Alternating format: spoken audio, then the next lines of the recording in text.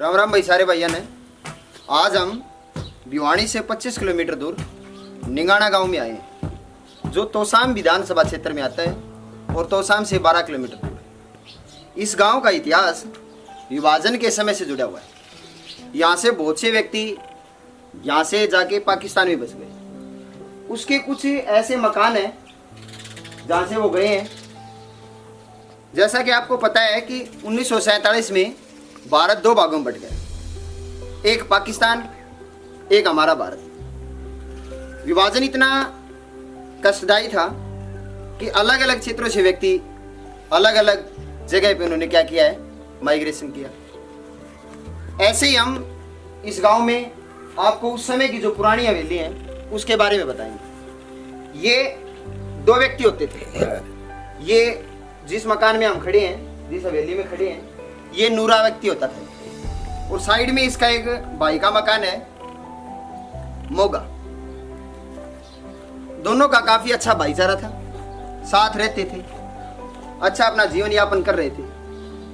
लेकिन समय ने ऐसी करवट ली कि उन्होंने अपना जो मकान है, जो अपनी उस समय की खेती बाड़ी है, उन सभी को छोड़ के और वो अलग अलग क्षेत्रों में, या दूसरे शब्दों में कहें हम कि वो पाकिस्तान में चले गए। ये देखो भाई, आपको पता है इतिहास समय निकल जाता है, लेकिन इतिहास समय के साथ चेंज नहीं होता। ऐसे ही ये जो हवेलियां हैं लगातार अब रेख देखने होने के कारण जर्जर अवस्था में आ गई। ये देखो भाई, कैसी अच्छी उस समय की जो बनावट है वो व्यक्तियों के द्वारा उस समय की गई थी। कभी इन घरों में भी ऐसा अच्छा रिहायश होता था, व्यक्ति अपना अच्छा जीवन यापन करते थे। किसी को पता नहीं था कि समय इतनी बड़ी करवट लेगा और उस समय जो लगातार अपना अच्छे से जीवन यापन कर रहे व्यक्ति अपने घर और मकान को छोड़कर, अपने खेती बाड़ी को छोड़कर, अपने समाज को छोड़कर, उस समय के सुनने में आया है कि उस समय का जो समाज का भाईचारा होता था वो बहुत अच्छा होता था। हिंदू मुस्लिम सभी इकट्ठा रहते थे, लेकिन कुछ राजनीतिक विचारधाराएं और उस समय की जो अंग्रेजों की नीतियां थी, उसने एक समाज को अलग अलग भागों में बांट दिया। हम आपको इसकी जो स्ट्रक्चर है ना, उसके बारे में दिखाते हैं। उस समय की जो कारीगरी है ये अलग अलग प्रकार की गई है। ये पिलर हैं जो बहुत अच्छे तरीके से उस समय तराशे गए थे। ये देखो भाई, उस समय की जो बनावट है मकानों की, मैं साथी भाई से एक बार बताऊंगा कि वो जो ऊपर दिखाया गया है, जो छज्जे की बनावट है उसको दिखाए। इसमें लगातार समय के साथ परिवर्तन हुआ है। मौसम के जो परिणाम है या मौसम के कारण जो हालात है इनकी, वो लगातार बदलती जा रही है। न तो सरकार ने इसके प्रति कोई ठोस कदम उठाया और न हमारा जो समाज है इसके प्रति कोई ठोस कदम उठा पाए।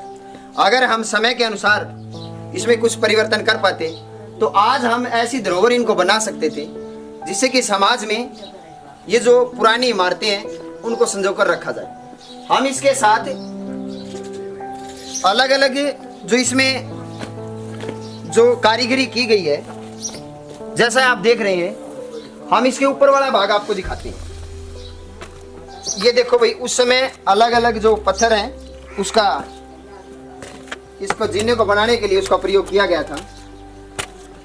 आज इन जो मकानों का उपयोग है वो यहाँ के व्यक्ति अपने लिए या पशुओं को बांधने के लिए करते हैं। ये देखो भाई, उस समय की, ये उस समय का ऊपर वाला भाग होता था।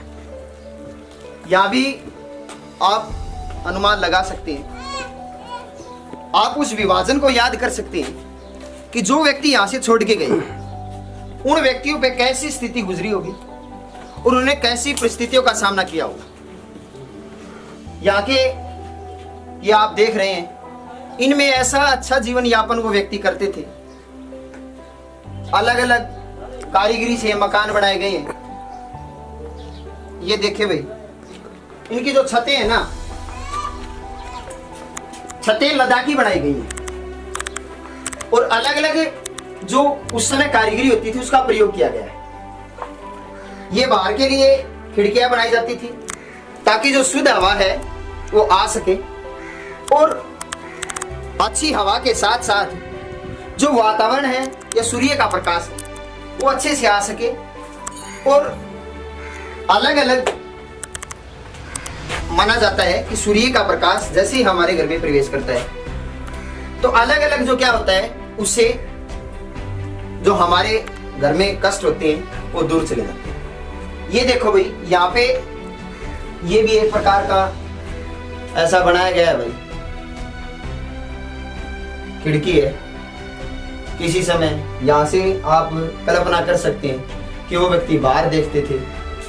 अलग अलग प्रकार के उस समय यहाँ ये भैयाड़े बनाए गए हैं, दीवे चसाया करते हुए उसके बिजली का तीसरा काम था नहीं। ये अलग अलग अवस्था के अंदर आप ये मकान देख रहे हैं। साथियों, हम विभाजन को याद कर सकते हैं। विभाजन उस समय के व्यक्तियों पे बहुत बुरा गुजरा है और उसमें ये नहीं है कि अकेले हिंदू व्यक्ति उससे प्रभावित रहे, मुस्लिम व्यक्ति प्रभावित रहे, सभी दोनों धर्मों के व्यक्ति उससे प्रभावित हुए। उस समय की ये चक्की है जिस पे गेहूं को पीसा जाता था। आप देख रहे हैं भाई, जिस चीज की संभाल नहीं होती ना वो धीरे धीरे चीजें क्या हो जाती है, समाप्त हो जाती है। इसके लिए मैं साथी भाई से अनुरोध करूंगा कि वो एक बार दिखाएं इसको कि देखो भाई कैसी हालात में ये आज पहुंच चुके हैं। ये सिर्फ